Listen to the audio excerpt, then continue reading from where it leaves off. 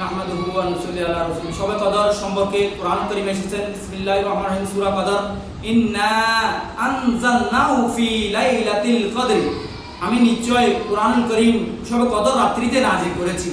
ওয়া মা আদরাকা মা লাইলাতুল কদর, আপনি কি জানেন লাইলাতুল কদর কি?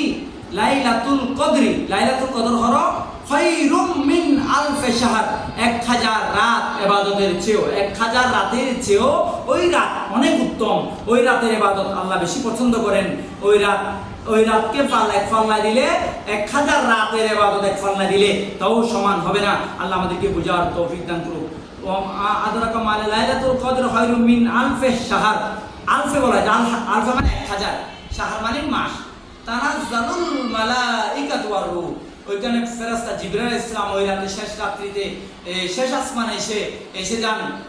সালামুন হিয়া হাত্তা মাতলাইল ফজর, তিনি সালাম শান্তি আর শান্তি বিরাজ করতে থাকে।